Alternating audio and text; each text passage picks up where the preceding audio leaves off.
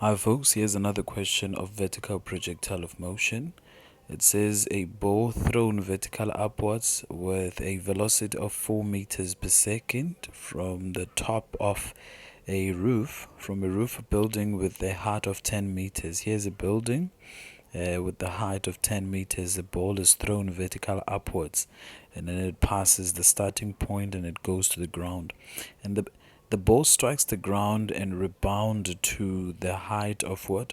Of 3 meters. So let's draw that. So as the ball goes down to the ground and it bounces, it rebounds for 3 meters. Okay, I exaggerated that. Let's say 3 meters, it's like that. Yeah, to the maximum height of 3 meters there. Right. Guys, we know exactly what's going on here. Let's choose the direction, choose up as positive. So if we choose up as positive, that means our 9.8 is negative, because 9.8 is always going, the gravitational acceleration is going down. So we know what's happening. It decreases the velocity from 4, it decreases in the positive direction and then 0, and it goes down in the negative direction, it increases, and then when it gets here it's 4 meters per second, and then it goes down, continues down, and reach the final velocity before it hits the ground, and then it bounces, or it collides with the ground, and it goes up in the positive direction, decreases to what? To 0. Right, to 0, to the maximum point 0. It's very important. So another thing that you need to note, there's a collision there. Right, now the question, it says calculate the time taken for the ball to reach its maximum. So what do they mean by that? We wanted this time to reach the maximum. The maximum is that point, so we want the time it takes to reach the maximum there. So for that segment, so what do we have? We have an initial velocity that is what? 4 meters per second, which is positive, and we have the final velocity for that segment, which is 0, and we wanted the time there. Do we have the displacement? No, but the displacement for that from the roof to the maximum point is going to be positive, but we do not know.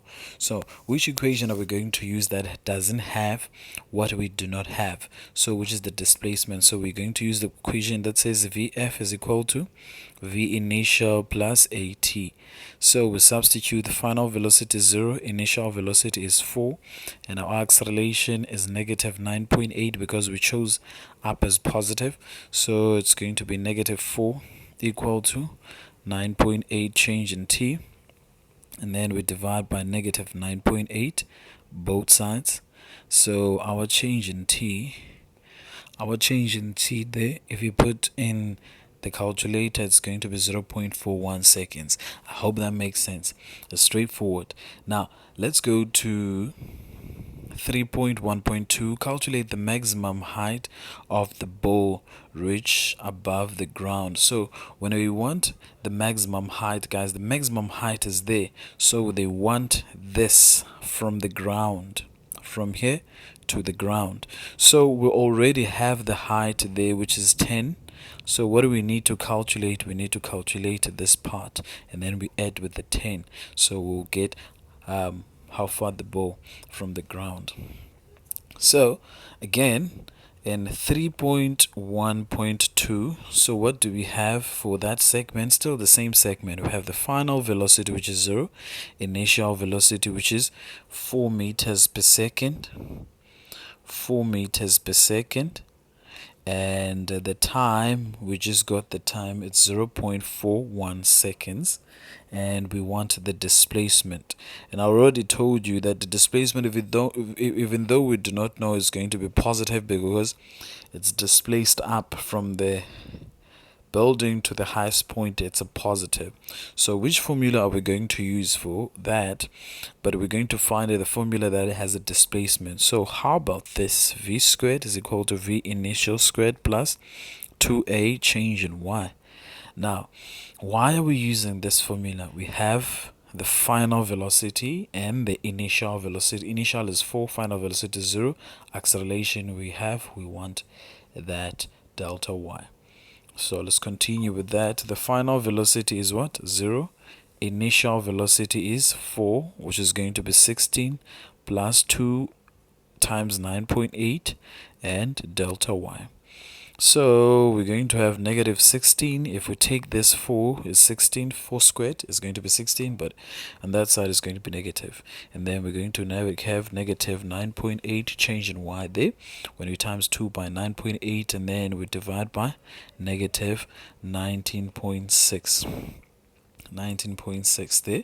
And then when we divide by negative 19.6, 16 divided by 19.6, we're going to get the positive answer there. So it's 16 divided by 19.6. So the answer there for our change in y, it's 0.82 what meters. So that's the height from here to here. It's 0.82, but we're going to have to add with this one. So the maximum height there is what? It's 0.82 plus 10, which is 10.82 meters above the ground. Right. Now let's go to the next question. The next question, it's the graph. Now they've given us information there that says the ball strikes the ground 1.09 seconds after it was thrown. It remains in contact with the ground for 0.2 seconds before bouncing. What do they mean about that time? They mean from here to the ground it takes what? 0.19 1.09 seconds. The ball strikes the ground 1.09 seconds after it was thrown and remains in contact with the ground for 0.2. So when it hits the ground there, it stays in contact with the ground for 0.2 seconds and then it moves up. Now they said sketch the graph not to scale of position versus time representing the entire motion. Use the ground as a reference point. Very important, guys, for that. So if we use ground as a reference point there, that means our Cartesian plane there, it's going to be like that. So 0 is going to be there. So we have that Cartesian plane and we're going to have that. Our graph is going to be like that. Very important, very important. So there are certain things that they want us to show there. The height of the ball in which it was thrown, so we have to show the 10, and we have to show what the maximum height. We have to show the height it reached the ball after bouncing. We have to show the time the ball strikes the ground. Okay, let's do that, guys. Let's do that quickly. That's 3.2. 3.2. So let's have the Cartesian plane there. Here's our Cartesian plane. So our graph, guys, is going to end up here. It's not gonna go down there. So we might as well have a graph like this. So I'll have position versus time graph. So let's say the height is 10 here.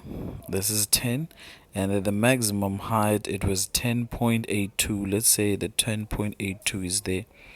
10.82 is there. So our graph, guys, it's going to be start there. It's gonna start there and goes to the maximum height like that, and it goes to the ground. And then how long it took to the ground, it's 0.9 seconds, and then it was in contact with the ground for 0.1 seconds. 0.2 seconds. It was in contact for 0.2 seconds. So if it was in contact for 0.2 seconds, that means this time here it's going to be 0.2 seconds. Let's say this is the maximum height it reached. It was what? 3. So that means it's going to bounce till 3 there, right? And then what is the time when you add 0.2 seconds there? It's going to be 1,29. If it's 1,09 and you add 0.2 there, it's going to be 1,09. And then this time is this, and this is the maximum, this is the height of the building. So our graph is going to be like that, guys. Thank you. I hope that makes sense.